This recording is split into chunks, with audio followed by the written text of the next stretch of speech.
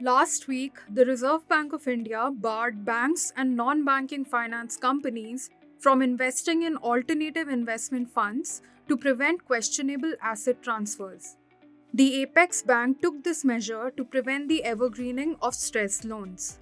As a result, all regulated entities are required to liquidate their investments in alternative investment funds or AIFs within a 30-day window if the fund has an investment exposure in the company that also has a loan exposure from the regulated entity in the past 12 months. In simple words, if Bank X, for instance, has lent 100 crore rupees to the company Y, and meanwhile Bank X has also invested in an AIF, that in turn has invested through debt or equity in company Y, then with the recent circular called Investments in AIFs, the RBI has prohibited this relationship. Bank X in this case has 30 days to liquidate its investment in AIF. However, if it fails to do so, it will be required to make 100% provision on the investment. How will the latest move impact the lenders? There is already a cap on banks about how much they can invest in the alternative investment funds. While there is no such caps existing for NBFCs, so banks have a cap of 10% of the total fund. So I see that banks may not be that worried.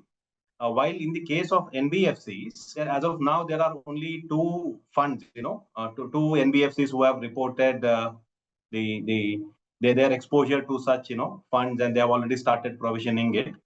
Other than that, we really do not have a data as to see what is the total exposure of Indian NBFCs to such funds. So, having said that, in my view, only about 5-10% of the total inflow of alternative investment funds comes from banks and NBFCs, that is financial institutions. So, for banks and NBFCs, the impact may not be that huge. As per reports, experts from the AIF industry expressed their disappointment, claiming that the new norms will extensively reduce investment prospects for AIF as an industry, and they might lose business to a large extent. As when a bank invests in AIFs, and if that AIF invests in a listed company, the new rules will deter the company from doing any business with the bank in the 12 months preceding the AIF investment. At the close of the June quarter, the total investment commitments garnered by AIFs jumped 20% on year to 8.45 trillion rupees, SEBI data showed.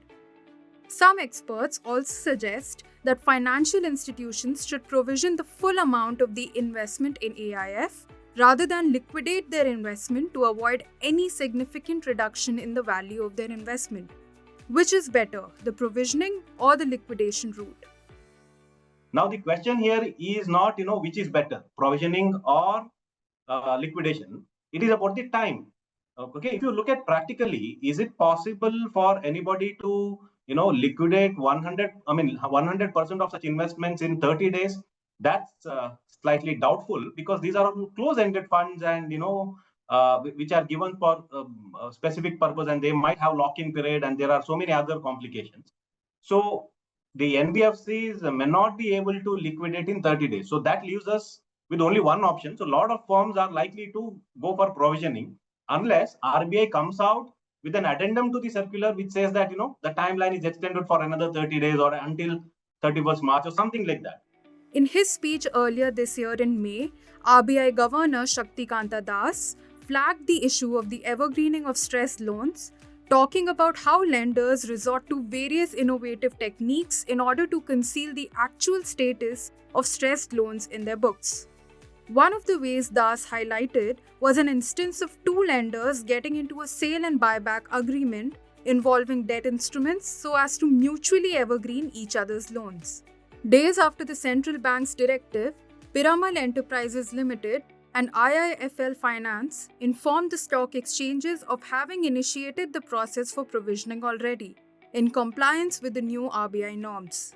Piramal Enterprises, along with Piramal Capital and Housing Finance, said their investments total about 3,800 crore rupees in AIF units as of 30th November 2023.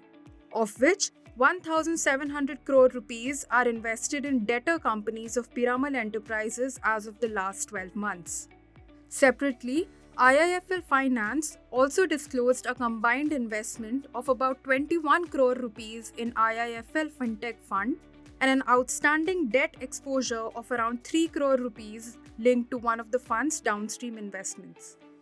Industry experts are currently hoping to get further clarity from the RBI, especially on the timeline, since they feel 30 days is too short a period for exiting an investment.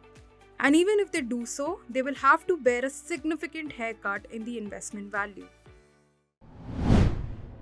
If you like this video, share it and subscribe to Business Standard.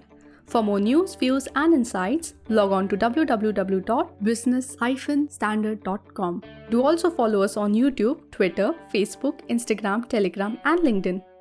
I am the blue of the limitless sky. I am the inspiration that led success soar high.